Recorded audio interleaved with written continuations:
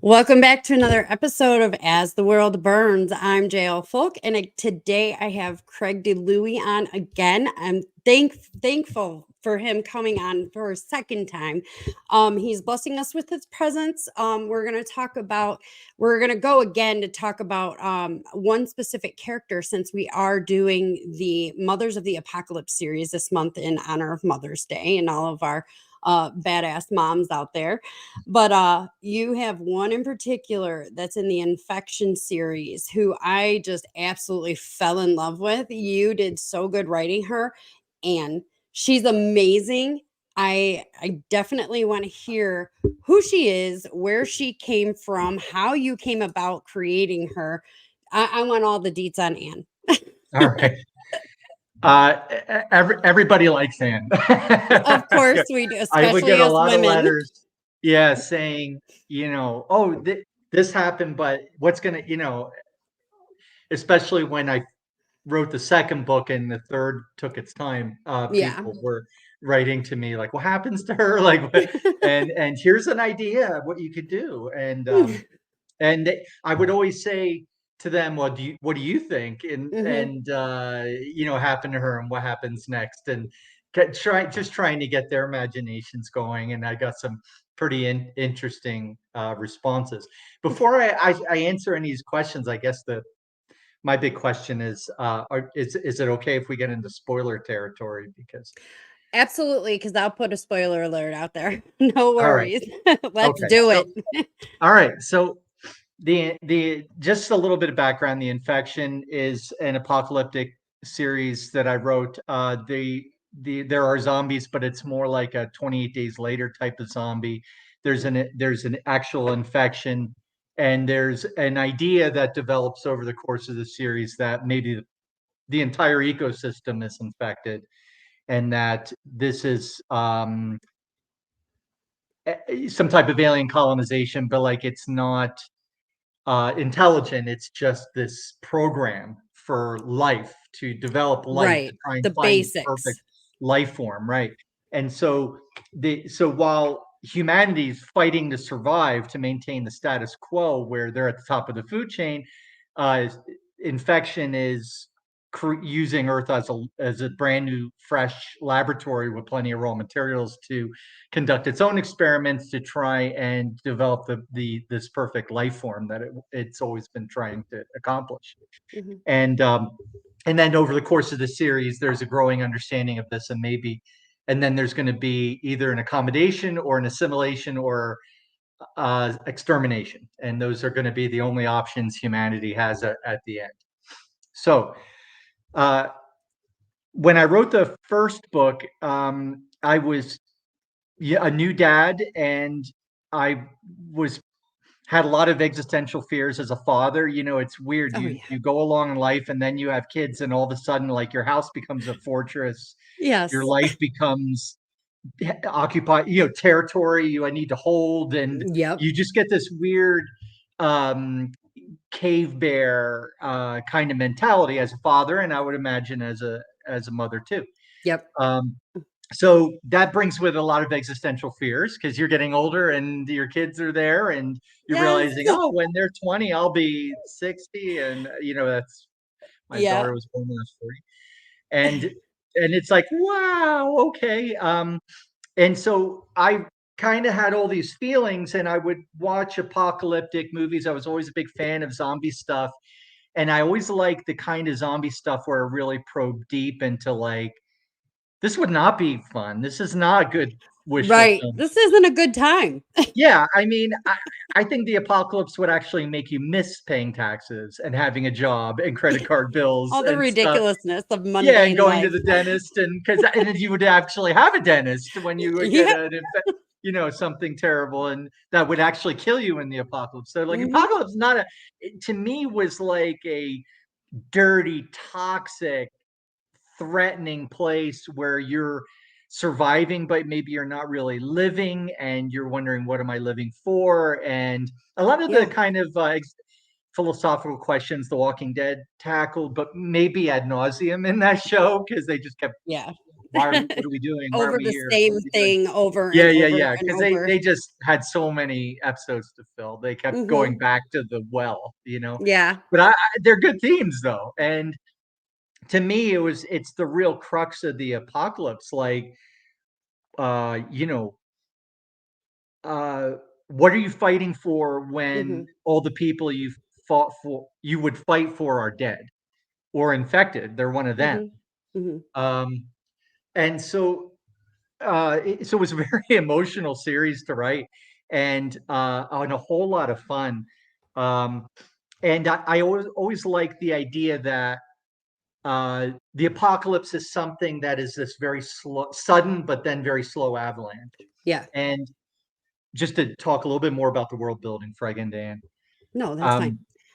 um, I would read a lot of zombie books back then, and I'm like, geez, everybody died awful quick, and there's only these people left, and they're running around scoring headshots at Yeah. I can Yeah. barely hit anything with No a pistol, and they're training. Yeah. yeah, I could be robbed, and I at gun, point blank, and I'd Yes. miss. Um, and under an extreme stress because these people are running at you and they want to bite you and turn you into one of them and beat the crap out of you while they're doing it. Yeah. Totally maul you. You're just gonna calmly control your heart rate and aim and just shoot Right. at And that's what I never understood. How are you gonna run and shoot? I can barely stand and shoot. yeah, and they're just like boom, bang, they're Yes. done. And I was kind of like, okay, but that feels good as a reader because there's a wish fulfillment aspect there. And yeah, they're down, we're winning. Mhm. That feels good, but it just didn't feel real to me. Right. And so these people are running around this the apocalypse.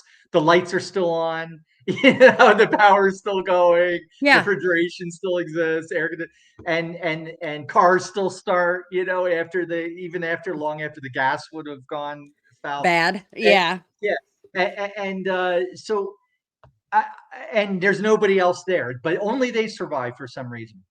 So I was always fascinated with the idea that the apocalypse would happen in these fits and starts. Like parts of the country would actually be almost normal. Other parts of the country would be a no man's land, and then everything else would be some degree. There'd be pockets and people Yeah. holding out, and they have their own desires, their own needs, their own little cultures that are kind of their own leaders who are Yeah. defining what they're all about, their own little strong men, so to speak. Um, and so the infection is really it's set in Pittsburgh, the birthplace of zombies, the Romero vision, and a redefinition of the zombie for the Romero world, and uh, and so we get people from different walks of life, and they come together. And the reason why they're surviving is because they hook up with a military unit, a Bradley fighting vehicle, the commander and the driver, and and another crew member, and they lost their squad that got wiped out testing Yeah. non-lethal weapons, and now they need infantry to survive. And they hook up in an emergency evacuation shelter. They find Anne, and Anne ends up signing up with them and recruiting these other survivors, and they become this infantry squad, so to speak, in the back of this.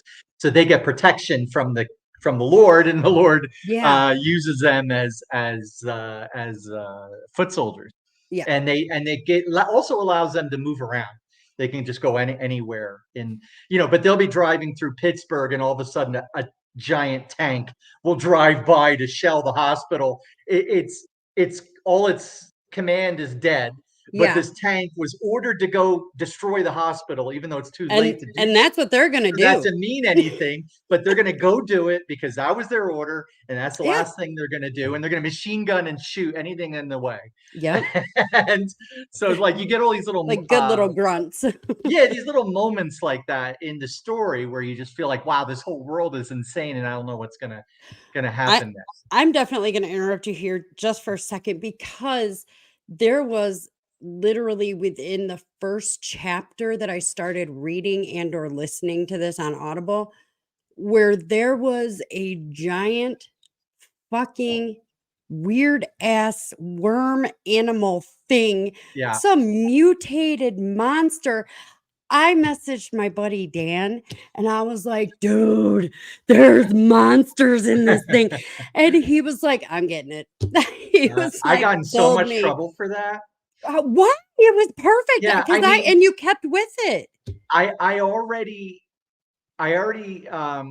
basically, challenged a lot of people Yeah. by taking the apocalypse seriously instead of wish fulfillment. And Yes. then, um, yeah, and then I, you know, and then I had zombies that run, Yeah. and they're Yeah. alive and they run and and there was this whole big thing. Can zombies run? And I'm like, Yeah, they're dead it's still a people. Like, problem. can they walk? No, they can, but they can do whatever you want them to do as long as you're consistent. Exactly. That was my rule. And and that's the problem though, right? Yeah. You set up these rules for zombies, Hmm. and then if you follow those rules, the zombies get boring. Yes, they do. Yeah, because once you can meet an individual zombie, then there's maybe a small group of zombies. Maybe the zombies pop out of somewhere, Yeah. or there's a horde. But that's it. That's all you get. Right. And that's why a lot of movies and like The Walking Dead did this. Season 1 was all about fighting the zombies. Hmm. Season 2 was internal conflict. Season Yeah. 3 was conflict with other groups. Hmm. They all in Romero, Dawn of the Dead, the biker gang, the nihilistic biker gang has to show up to make everything worse Every because time. every time because the zombies get boring. So what is scary? Human beings I, are I really think scary I think because they're that's what not we've predictable. learned out of all this is humans are scary. Yeah, because they're not predictable. and Exactly. and their decision making is unpredictable, um and so there's so much more you can do with humans than you can with zombies, which are really like a machine. Yeah, they're kind of set. You can only do so many things. I like Right. that, like World War Z and you made them into running zombies because Yeah, I like that because it gives you an extra challenge. Because really, honestly, if you have the slowpoke zombies, you're gonna win. You can dodge yeah, them. It's not, it's a miss, you're not going to not win unless something mutates. Then if you're adding a mutation, because in nature's unpredictable. If you're adding a mutation where right, they're going from slow, then they're moving a little bit faster. yeah. Your books though, you all three of them, you have this perfect mix of slow mutation in there, and that was one thing that I absolutely adored about your books. Well, yeah, this brings us to the monsters, which is Hmm. um I wrote that first chapter, and they're basically trying to get to a hospital. Hospitals are taboo, because that's where infection started. Yes. Whole body, the people came spilling out of it, and just Yes. this night of horror, and then that was it. Things started to fall apart very quickly. So nobody in their right mind would go to hospitals, but they reasoned that's the Right. perfect place to go because the infected left to search for food Hmm. and new hosts for the infection, and there's a lot of supplies there, and there's a lot of equipment, medical care, everything they might need. Um, so when they so they decide they're going to go to a hospital. Um, and once I got them there, I realized this is it. I kind of told you about what the zombies can do and who they are, and this is going to be like a whole book of this over and over again, just Yeah. them running from zombies. And by the end, I am going to be having them get perfect headshots because I'm going to be so sick of it. I'm just going to be Right. like, yeah, yeah, they killed. Um, and so I was like, okay, well, how do I make these zombies scary? Look, or how do I make the threat keep it on the monster instead of having to have a nihilistic biker gang or something Yeah. else?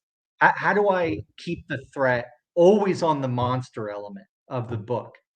And so I was like, infection is an organism that is it feeds on the dead and it incubates and it creates something new, and it gets into all the ecosystem, and it Hmm. starts experimenting with life and creating monsters.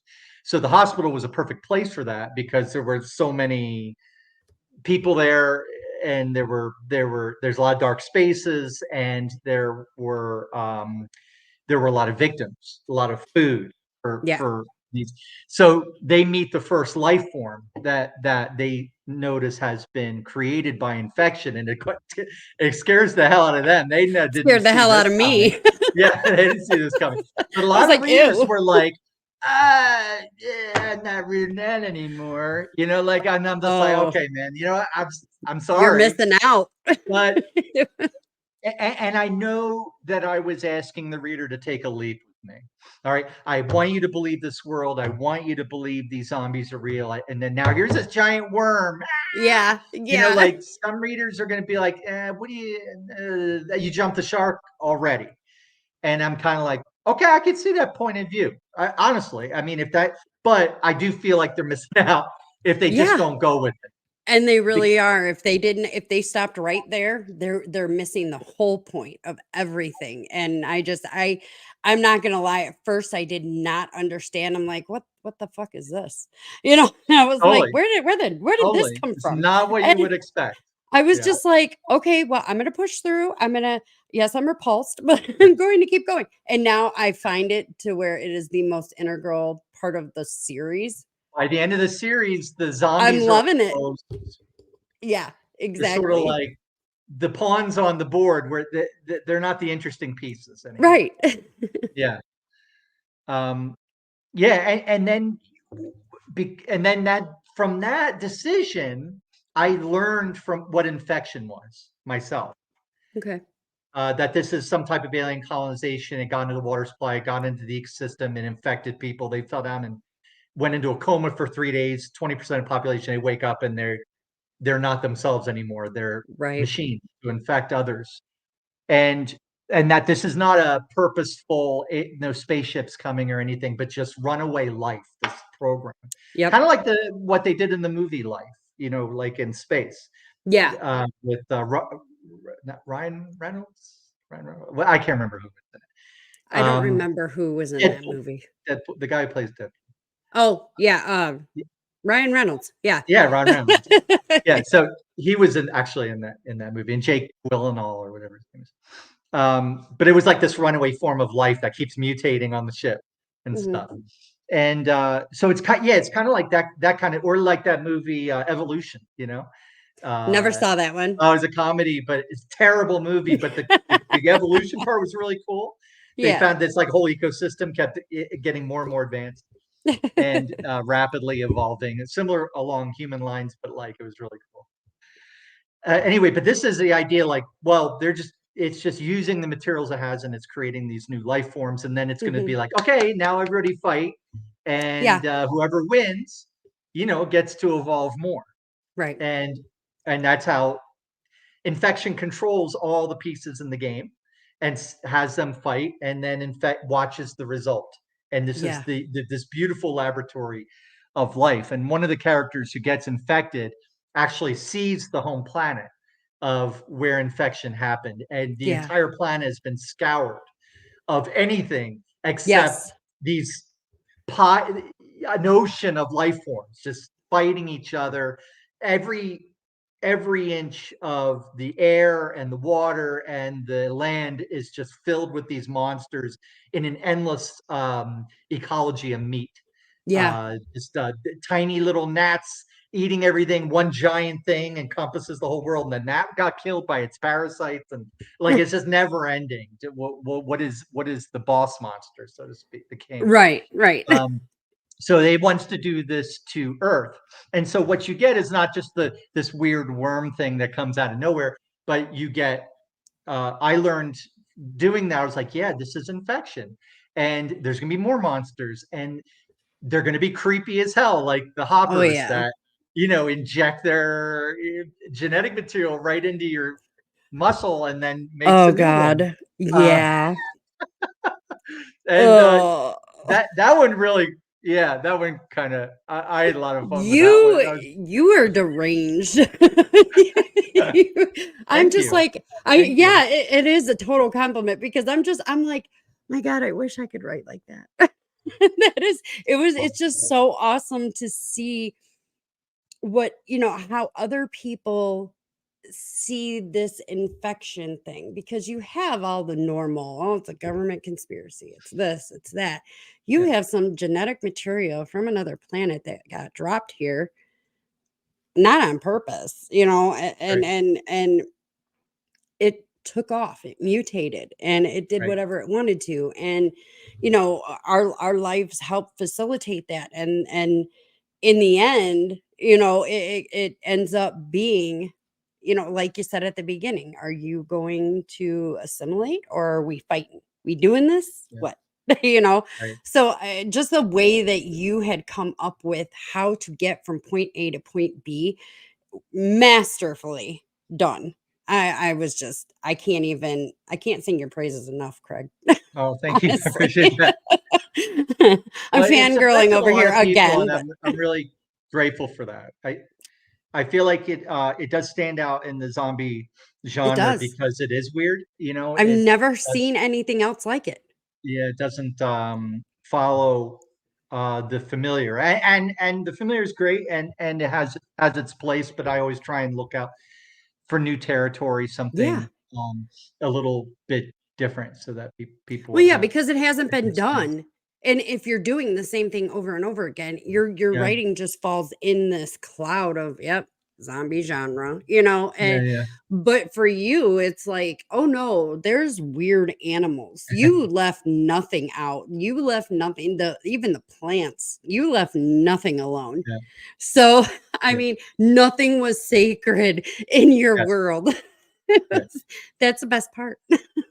So, Well, all that brings us to Anne. So yes. Anne is one of the survivors, and when we first meet her, everyone they see this like tough, toned, this woman like winnowed, burned down to some essence, Mhm, and she's fierce and she's decisive and she never freezes up and she has a sniper rifle and she's a good shot with it, mhm. and so and everybody just kind of looks to her to be in charge, which is kind of annoying to Wendy, the police officer, Yeah. because she's like, I've got a badge, I'm here, I want to help, I'm I'm here I'm to, I'm the law.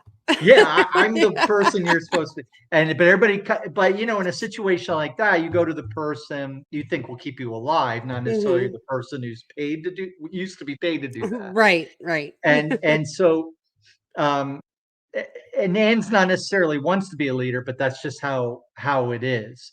Um and when you're one of the leaders, you have a place in the vehicle at the back. And the reason why you're at the back of the Bradley fighting vehicles, so you're the first out and you're Mhm, the last in, mhm. and so that because you have the best chance of surviving. Right. And so she has these scars, kind of like running down Yeah, her face, and yeah, so everybody's like, "Wow, she's seen some shit. Like yeah. she's this warrior. She must have been special forces or some army thing." She's had to Um, have served before. yeah, yeah, Yeah, yeah. She's like just so cool, and yeah. um, what we find out later is that she's a mother of the apocalypse. She is. Yeah, And she made a boo-boo. she made a big boo boo, a bunch of boos. Yeah, she When did. the apocalypse happened, she was in denial. She had two kids and a Mhm, husband, and she sent. There were people at the park, and they had trouble there before during the troubles when people fell down and they went into these comas. There was a lot of civil disturbance, and she's this PTA mom. I know my town. I'm a natural leader. I hold the fort, but sometimes I got to get the husband out there and do his job. Get he's the down to the muscle. park, bring your shotgun, get those weirdos out of there. There's weirdos in the park. Our Yeah. kids play there. Our kids are walking around moping. They're upset. It's our park. Go do it. And he's watching the TV like, are you crazy? I Like, don't wanna go out there. this is I not, felt bad something's for him. going on. Something Yeah. weird is going on. And we don't No. understand it yet. And she's like, go be the man. And he does stubbornly, like Yeah. almost like, okay, you Yeah. know, all right, Yeah. this is my job. I will do it. And when I don't come back, Okay. You're the one to blame. Yeah, exactly. Exactly. I will do my job. Okay. Yeah. So he does not come back. And she's her kids are like nagging, where's dad? Where is dad? Like Mhm. they get it, right? They know something's wrong. And she's like, okay, I'm gonna go to the park. You're gonna go to the neighbors, and you're going to she'll watch. And so she goes over there, and the neighbor's like, you should not have your kids here. Like my husband was in a coma. He's one of Yeah. the people, the She tried to sleepers, warn the her. screamers, because they screamed Yeah. when they fell down. And she's like, and I think he's waking up. And Anne's like, that's God bless you. We're all praying for Hugo to wake up, but like Right. I need to get my husband and you're gonna watch my kids. And she's like, all right. So Anne goes to the park, can't find her husband. She hears all this firecracker noise and she starts to sink in, like, because the noise then dies out. And there's Yeah. like, and it's starting to get dark, and she's like, oh shit. And so excuse me, my language. Yeah, no, So it's okay. Yeah, she she was runs to definitely. she runs to her neighbor's house, and sure enough, the worst has happened. And she is so in despairing that we find out how she got the Yeah. scars on her face. She Yes. claws her own face in And agony. that didn't happen until what? You didn't learn about her until book 2, I believe? Oh, that was the end of book Was one. it Near thr the end of or book was it one. the end of book 1? Yeah, Okay, because yeah, you just like we had said, you just assumed that she was just this major badass. She was just, yeah, sergeant or whatever badass, yeah, and that she had served and she had seen, she's been in the shit. And Wendy was very jealous of her. yeah, yeah, Wendy was very much a little unnecessarily, well, I'm blah blah blah. yeah. She Well, obviously was when not Wendy used to was being acting told. on what to find her, Yes, she she was. she's like, She I'm was a cop. obviously, yeah, Yeah, she was obviously used to not being told no that often, but once yeah, she realized shit hit the fan, she was like, "Oh, okay." But when we yeah, find out why Anne has the scratches, yeah, the scars on her face, that made it even all that more heartbreaking. How you yeah. defined that scene, Totally. I wanted to smack you.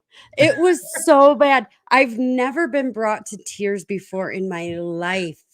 There was only one other book that brought me to the edge, and that was Richard Ryan Rowe's Wild Eyed Southern Boys, where I thought someone died that didn't, so it was okay. But you, Yeah, the way, and I'm not one of those that's like, don't kill the dog, don't kill the kids. No, kill them motherfuckers. It's okay, yeah, but yeah. especially if you do it right.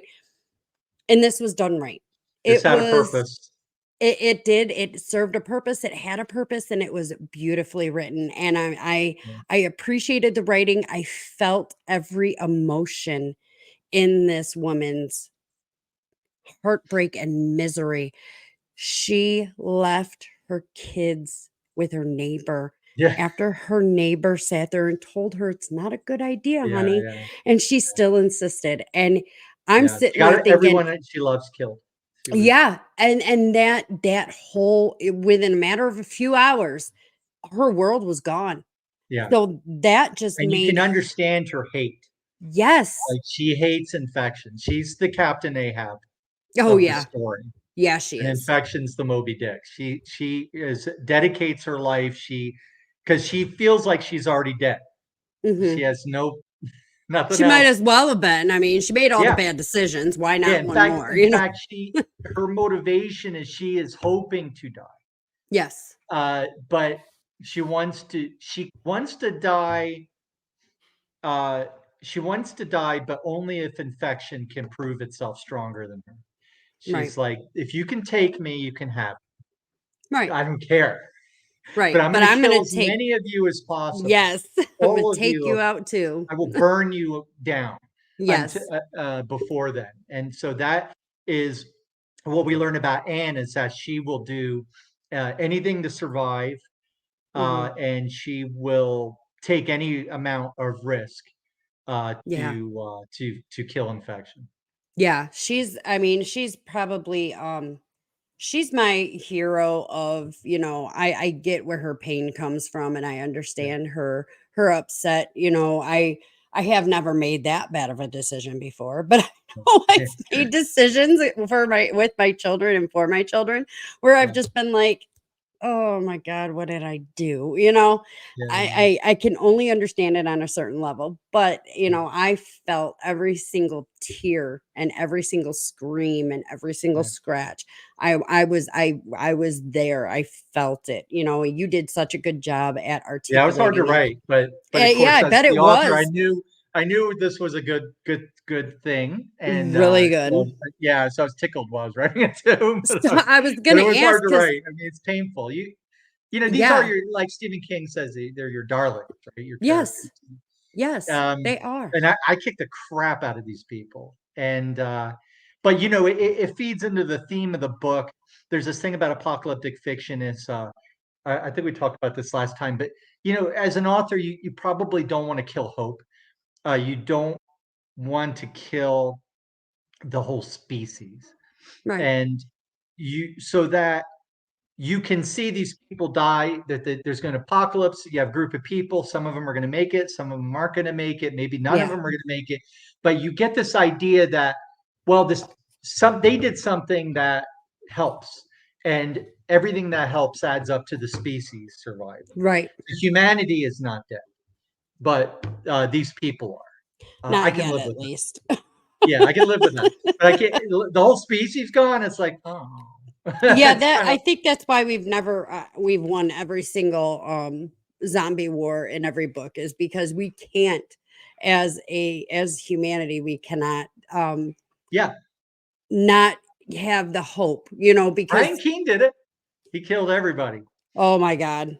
No, Because I can't. it was a no-win. Like the insects were eating the other insects and turning them into zombie insects, and fish Yeah, and that see sharks and and I birds and can't do that, man. First of all, I hate bugs as it is. yeah, Okay. Them little demons from hell can go back yeah, to whence they came. I hate bugs. yeah, And just the fact that you're having animals eating, and I guess that's why a lot of authors don't do that. They don't, they keep it where it's not transferable between human and animal. But yeah, it would have to mutate at some point, you would think. yeah. I do have animals. It is suggested in my book that animals are fodder for infection, but that it's not like all the animals are dead or dying. Right. Um, Brian Keene, yeah, there's this one part where they're crossing the ocean and they see a shark being killed by a zombie shark or a whale or something, and it was the most depressing part of the book because Yeah. I was like, nothing. If nothing's gonna live, then let's just What's the point? skip to the end. Like, and Brian's a really masterful writer. But yeah, and I finished the book and I did like it, but it kind of, I was like, oh, it's just if they I don't see any way they're going to get out of this, and it's going to be kind of a bummer. Yeah, and I think that, I like authors that make you feel something. I don't care what the outcome is. Yeah, yeah, As long as it's well written yeah, and as long as it's, everything falls in line and you can explain to me, not that you yeah, owe me anything as a reader, right, but if I can see the story ending this particular way right, and it works, I'm yeah, good with it. I'm one of those yeah, readers that's like, yeah, well, the kid had to die, or, the yeah, yeah, dog had to go, yeah, or, but I can't. A lot of people cannot do the absolutely hope is lost. We are yeah, done here. So I yeah. What don't you were know. referring to before is called willing suspension of disbelief, and as an author, you don't have to make it 100% believable. Right. But you know, as some you have to ask the reader, for example, to accept that zombies exist. There's Yes. and they're dead. Say it's a Romero zombies, like these dead people can walk. Hmm. That's Yeah. that's it, right? And if they bite you and you die, you rise from the dead. It just happens. So deal Hmm. with it, right? But at the same time, you want to respect the reader's willing suspension of disbelief and not have like that's why the Deus Ex Machina endings are so problematic this is the God in the Machine, where the author steps in to save the character. Like, Hmm. oh, the zombies were coming and we had our backs against the wall, and then, oh, our zombies hate rain, and oh, it suddenly rains. And they all, we're Okay. saved. Yeah. That's Yeah. God. God is intervening, right? Yes. The author is intervening, right, and Yes. showing their hand. And so you want to kind of avoid that. And speaking of willing, this is the problem I had with the monsters originally. Is I was challenged. I was asking the reader for a little more willing suspension of disbelief, and I said, Yeah. if you just give me that, I'll give you everything I got. But And you like, did. You did. You if you delivered. but you had to, yeah, I was asking readers for that. And so it's something that it's a tool for the author, and it's something to be aware of if you are a writer out there, that uh willing suspension of disbelief is this contract you have with the reader. Yeah. They're willing to believe that this construct, an artificial construct of symbols printed on a page that came out of your head, that you mechanically typed on a Yeah. paper, is real and means something, and can make them sweat, and Hmm. make them cry, or whatever. That's willing suspension of disbelief. It's magic, part of the magic of reading. Well, you did it very well because I was in my car listening to it on the way home from work, on the way to work, on the way from, because my job's transport, on the way to and from different areas. And oh my God, the times that I've yelled at the radio because no, stupid. Or yes, that's exactly what they were saying. Yeah, I was there. I was in the shit with them, and you did very well. So, yeah, but I'm one of those easy readers where I'm like, okay, I see where they're going with this. I kind yeah, of understand, whereas some people are very analytical. yeah. How do you deal with that when you have someone that's super analytical, that's like, let's say a biology major Mhm. was sitting there reading your book like, oh, well, this wouldn't species jump this way, or Yeah, this yeah. particular, because you never really named the mechanism, the you Right. you named it as an organism, and Yeah, you didn't really get specific, so there were yeah, no um astrophysicists or whatever the heck it is that looks at the planets outside of yeah. our own, that came. Did anybody come to you and be like, that wouldn't happen? Um, it's always the guns. It's Is always it the the guns. gun? Really? Guns. Yeah, the guns. Uh, My you Second got people Amendment out brothers there. and sisters, calm They down. love their guns, and they know everything about guns. And and then because I have friends who are gun owners, but I'm not a gun owner. Yeah. Um, so I would learn through research and things like that. Right. Like, just like I never rode a Bradley fighting vehicle either. But I Right. read the manual Don't on how know to do many that. people that have. Yeah, you do your research. Right. But sometimes you miss things and you step in it. Like, for example, this is a good example. I had Wendy had a Glock, and she flicked off the safe. So, do you have a gun? Do you own Glocks guns? don't have safeties. Glocks I don't mean, have they safety. do, but they're It- not the flick kind. They're Right, they're like up on right. the, yeah. Well, yeah. So I got Chewed the out for wonderful thing that. about doing a new edition is you can change. So yeah, I did the You're same. like, I'm sorry, it's But already in you print. get these reviewers, and they'll be like, they'll give you a 1 star on Amazon. They'll talk about they'll have a paragraph about how much they love the book, but then they'll be like, but, and then they'll go on to, like, it's 800 words Yeah. about the Glock, and and then conclude with, authors should do their research. And I'm like, I do my Listen, but I don't listen, get everything bitch. right. Listen. I do my research. God, such a research hound. But like, so hearing that, I'm like, oh. But Yeah. yeah, sometimes you make mistakes, and sometimes, yeah, you're really stepping it. Yeah. There was another example. My first zombie book was Tooth and Nail, and it was born from the question, what happened to the army during all this? You know, Yeah. so I had, again, kind of 28 days later kind of zombies, but it was a form of rabies that went crazy and spread among the population. And it's so these people are like basically drooling and Foaming at chasing and the trying to yeah. bite you to spread Yeah. the rabies, this mutant form of rabies. And so the U.S. Army deploys a unit, a battalion in New York City, and then there's a research center in the city that has what might be a cure. So it's basically the army has to cross the city and Yeah. get the scientist out, and so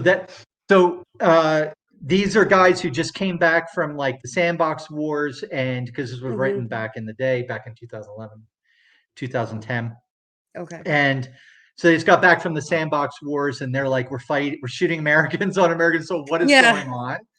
And you see unit cohesion start to break down, and it just brings up everything that the military would be facing during the apocalypse. I'm gonna But have to get that one. so I read lots of books and I did lots of research, and I love Oh military god. history anyway. A Oh, lot of okay. So what it it's like to wasn't be like in. laborious. You're right. And read manuals, and like, oh man, I did so much research because I really wanted to answer the question: Yeah.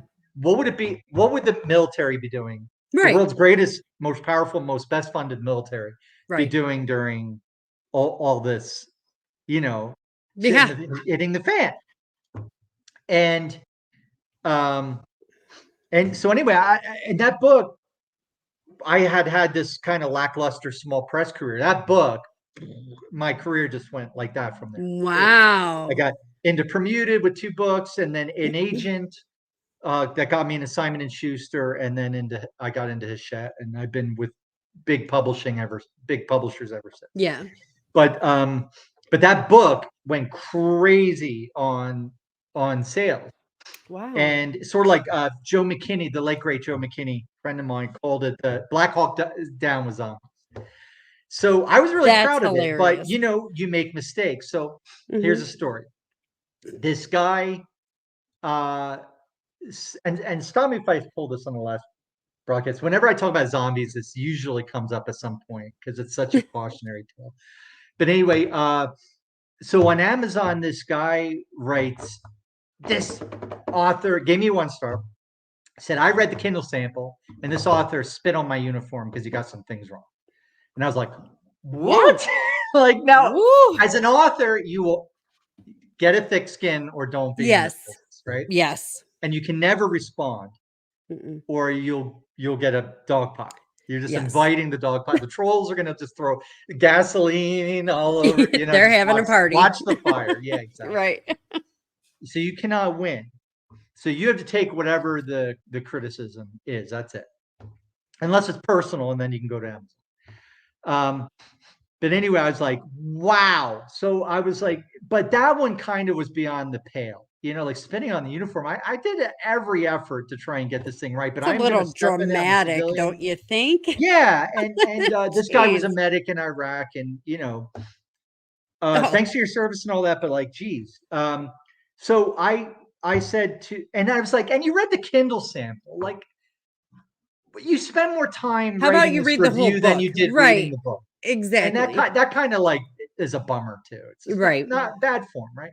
So this guy, so I go to my Facebook page and I'm like, hey, anybody who loves this book, I hope you'll go defend it because I can't. Mhm. And so they do. And I was naively about the internet because it turned into this like total shit show. They were just, this guy was fighting everybody. And then You sent your cronies after him. yeah, I did not though. I said defend the book. Like I was hoping for something a little more less confrontational, more collegiate, Craig more DiLouie like, got hey, this book got actually, clout. yeah. I was hoping they would say what was in my head, which was dumb of me. So do I call you Um, Don DeLuey then? well, yeah. So Mafia boss. here's it's so embarrassing. So here's what the guy does. So I go back and I notice, oh, he changed his review. He took the spitting on the uniform thing out, but he Mm. still gave it a 1 star. Still read the Kindle sample. not fair to me, but like, okay, Right. like you didn't make me want to give up. Yeah. Yeah. You didn't make me ruin my entire day and make me want to give up. So he's like, so I'm like, okay, mission accomplished, right? I'm a big, look how cool I am. I'm a big winner. So I end up back on that page, check the reviews, and which I don't do anymore, by the way, Yeah. because it's just this roller That coaster. got out of hand quick, didn't it? No, yeah, just in general, I don't check reviews. So anyway, yeah, so anyway, so I go back and I'm like, oh my God, it's going on and on and on. Like this one of my Facebook fans was like, would not let it go. And this guy would not let it go. And he changed his review again and said, Craig DiLouie suck his dogs on me. And he, he's not a cool guy. Suck his dog on. And I'm like, no, that's not what I meant to do. So finally I'm like, okay, this has to stop. So I write a comment to him. And I'm like, I'm breaking a big rule here and taking a risk. I'm like, but this is what I can't defend myself. So I asked, so only my fans can, the readers. And I'm sorry things got out of hand. This is not what I had envisioned. Right. I was just kind of taken aback by the whole spitting on the uniform thing, which in America, that's like saying someone, murders puppies for fun. Right. Like you just Exactly. not cool. And so I was like, you amended that, and I was happy. I thought it was over. It wasn't. I'm sorry. I said, I'll tell you what, take down the whole mess. I'm going to say, you didn't even read the book. I will send you a free copy. Read the book, and you can write anything you want. You can totally slam it if you want, but I hope you'll. But I want you to read the book, not the Kindle sample. That would be fair to me, fair to you. How's that? Yes. And I was like, because I don't want any of this in my life. This is horrible. And entertaining, but it's horrible. Yeah, it was just like, this is not. If you go to my Facebook page, you'll see it's all reviews. I used to get political and have fights with people, and then I was like, what am I? And then, now you go to my Facebook page, it's all just reviews of movies and books and stuff about my writing, and like I'm just trying to make the internet a slightly better place. Like, I don't want anything to do with this stuff anymore. Yeah, I've gotten notifications of your movie reviews and stuff, and I really enjoy them.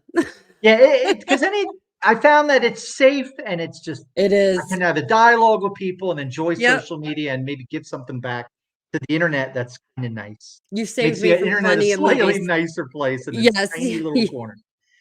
And so anyway, so this guy was like really cool. His name's Chris, and he was really cool. And he's like, yeah, okay. I was in a bad place when I wrote that review. I see where you're coming from. I will read your book. Okay. And I accept your apology, he said. And so he read the book and gave a 5-star review. Wow. Yeah, he said, oh, this was actually a lot of fun. Well, your little cronies taught him a lesson. Steps in it. The author steps in it, but it was with good intent. You know what I mean? Like the guy had heart, the author wrote it with heart, and he screwed up. He didn't serve himself, but okay. And so that's my story about wow, messing up the some smallest detail of on details. something someone else is an expert at. Yeah, I know that. And you take this risk anytime you write anything as a fiction writer, and the absolute paradox is the more you research, the harder you try, the bigger the risk you're taking. Yeah. Because you're putting more out there that you can get wrong, out of context, or open to criticism in some other way. And because the only way to write about the Army is to live it. Yeah. And the only way to write about the Army is to be in the Army. And even then, you don't know, because there's another part of the Army where they don't do that, or they do. They don't do that, and you've never been there, and you don't know. You have no idea. Right? So people tend to, smart authors, smarter than me, tend to write very generally about these things. But what they're missing is all those wonderful little details that really make it come alive.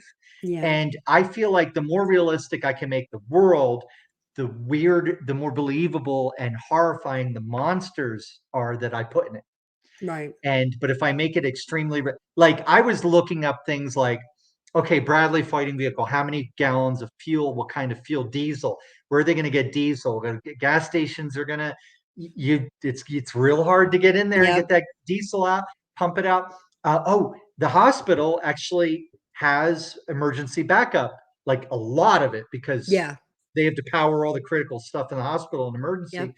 They have a lot of diesel, and it's keep it fresh, and it's, where is it? Oh, well, because of flood, and they would put it on a high floor. Hmm. Um, and so that's how it works. So uh it helps drive the plot and where they were going and what they were doing and what they were looking for and how it all worked. And Yeah. I just think it made it more realistic.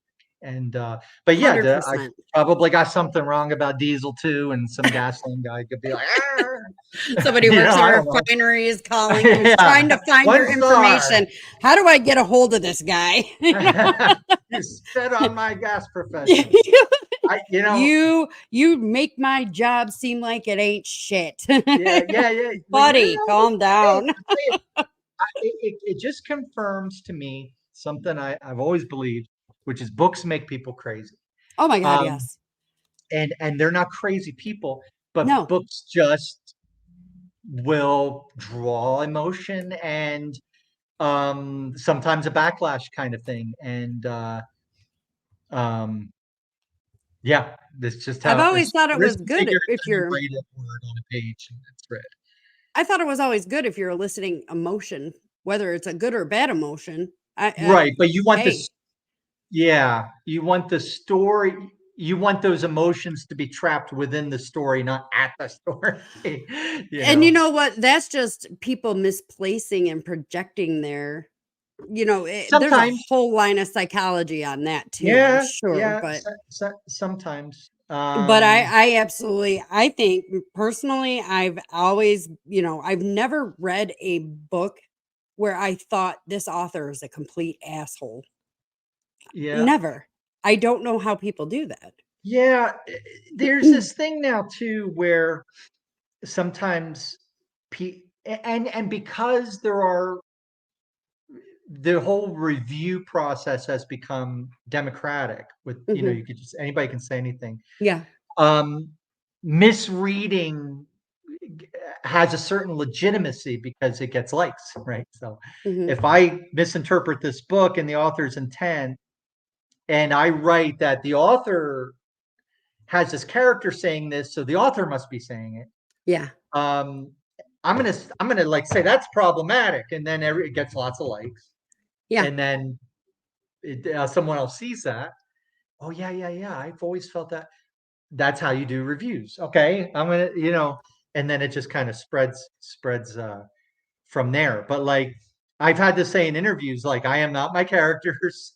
I've had Yes. characters that I have, who might have had political or other views I actually Mhm. find repugnant, but I'm going to Yeah. write them as if I love those views because that is the character, right? Right. And that is their deep point of view. And I can't wink at the reader and be like, yeah, Right. this character believes in this thing, but we both think that's stupid. Like, no, we no. I think what he believes is the best thing ever while I'm in his head. And Exactly. then And when and I'm in a that's different hard. head, I'm gonna say that's not Yes. cool or They're whatever. right. And it's very hard because I have a couple characters that I'm repulsed by in my books that Yeah. I'm sitting here, I'm trying to write these people and they're repulsing me so bad I have to get up and walk away from my work.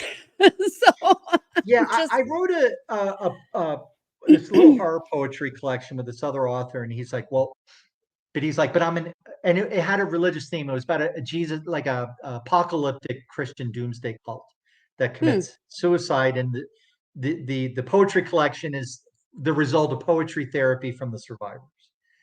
And so we were writing the poems, right. and he was my co-author, and really nice guy, really cool guy. He actually gave me the book later because I'd come up with this idea, and I was like, oh, I'm going to invite you in. And we did it as kind of as an experiment for fun. and then he let me kind of take it off the market because it then eventually became The Children of Red Peak. It became a novel with this show. Okay. Okay. But he said this guy was like, oh, so I'm an atheist. How am I supposed to write poems about this longing for God and Jesus and the end of the world and all this other stuff? And I'm like, well, you love your daughter, right? Yes. Yeah. And I'm like, well, you love as much as yourself or more? And more than myself. And I'm like, that's how There you much you go. love Jesus There you go. as this character. Yep. And he's like, oh. So he wrote it that way. And Yeah. it came out so emotional. You would have thought this guy was a Benedictine monk or something in Spain and spent his life as a mystic, like loving Yes. God. This guy, yeah, I mean, it was I think brilliant. that's the most amazing challenge that is write something that you don't believe in yourself. Yeah. Right, Yeah. as that. And that Right. if you can make people believe that you are, one of those Christian occultists or whatever it was that they were, I Yeah. think if you can make it look like you believe that this is the way, you're a damn good writer. So that's I like It's that's what acting. it It's is really. acting. It's like you have this actor, and Brad Pitt has played good guys and he's played bad guys. That Yes, doesn't he make him a has. good guy or a bad guy. It just makes him Yep. an actor, Just makes him an and actor. you're Brad Pitt every time you take on a book, every time you write a scene with a character in it, Yes. you're taking on multiple roles, really. Yeah, and that's just how it is. One of the hardest things that anybody out there is a guy who's writing and thinks, how do you write women? Just write a Yeah. person. Don't write women. That was something I had to learn.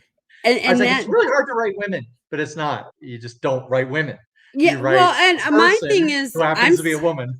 yeah, and I'm sitting there thinking, "Oh my god, I have 2 of my characters that are males. How am I gonna do this? I don't know." And I'm just like, they're people, They're just, you know? yeah, They're just they're there. more defined by their character arc, their flaw, their Mhm. misbelief, their desires, their wants than their Yeah. gender. They're Yeah. way, so in Anne's case, she was a housewife. Yes. So her world was defined by that. So she was already a leader, and Yeah. she was already kind of a warrior.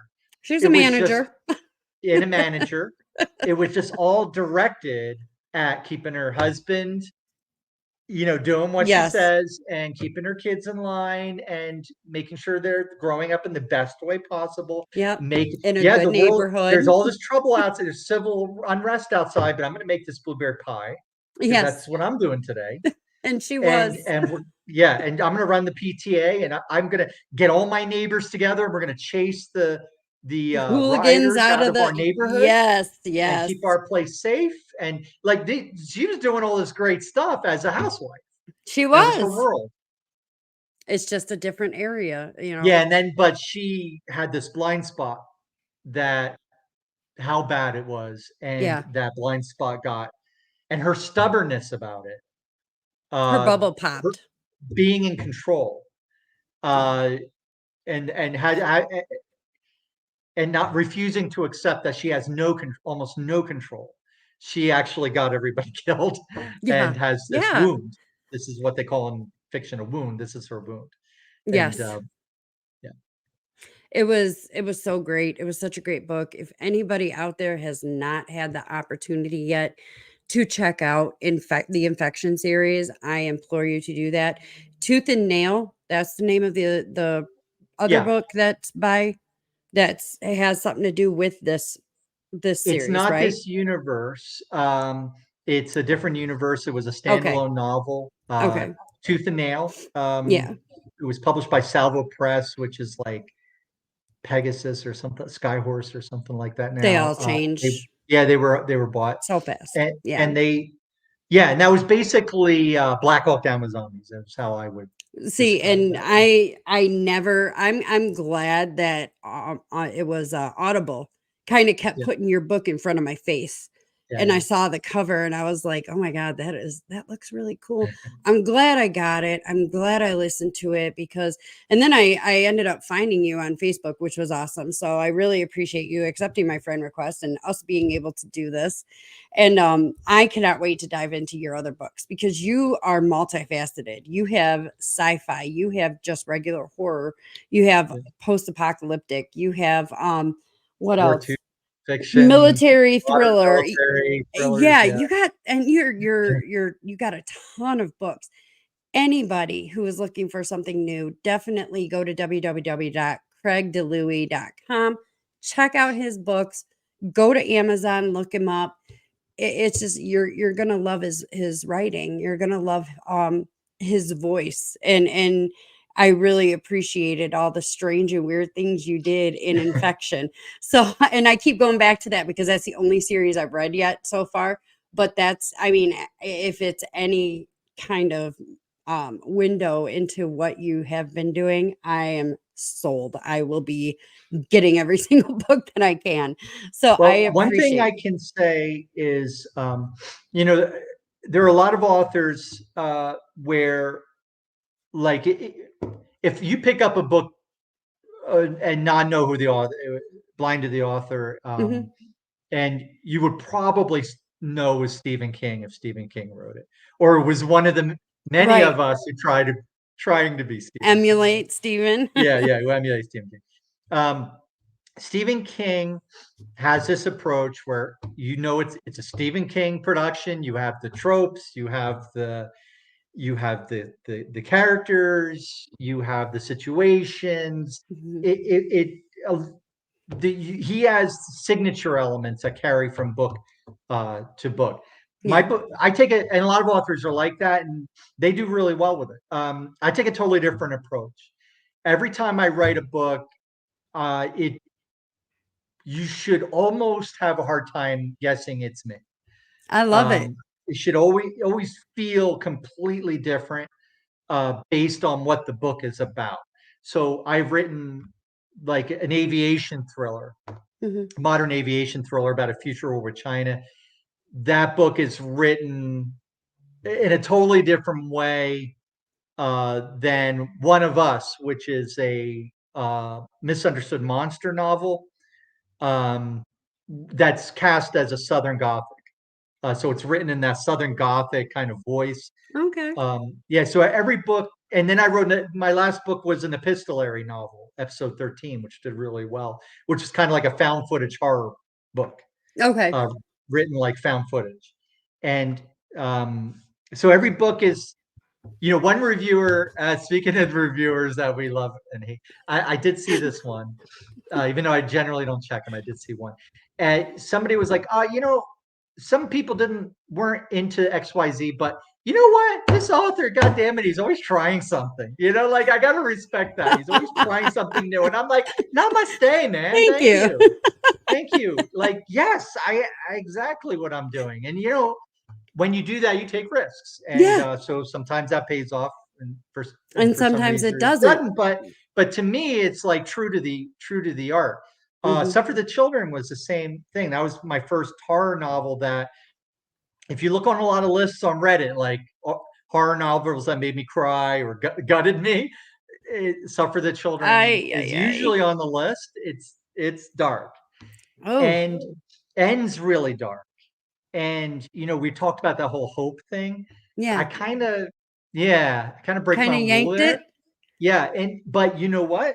That's what the novel needed, and that's It's what the what the book novel was. told me it needed to be, and how it was going to end. It was going to end like this, and if I ended it some other way, it was going to be Deus Ex Machina. You know, Yeah. me Yeah. stepping in to save the day. I did a Deus Ex Machina red herring, Mhm. and then I was like, nope, not enough time for us to have that. This is happening instead, and um, Wow. yeah, and it's super dark as a result, and so yeah. Anyway, the point I was making was every book I write, you'll Is find different voice. a whole different experience. I love I it. hope you'll check out other books. Yeah, I for sure. definitely will be. Don't worry. So, but I want to thank you so much for coming on the show today. Thank Thank you you. so We much. kind of went off on a lot of stuff, and I'm a talker, We so did, we and that's okay. did we get enough Because about Anne? Did you have? I hope you yes, didn't have any no, other. I'm All good. right, good, So good, I'm good. just I'm grateful that you're here on the show again. I absolutely love your books. I love your writing. I cannot wait to visit more. So definitely everybody check out this man if you have not. You need to. You're missing out. As that's us for today at As the World Burns. I'm JL Foulk. This is Craig DiLouie. Thank you so much for being Thank here, you. and we appreciate everybody watching. Have a great day.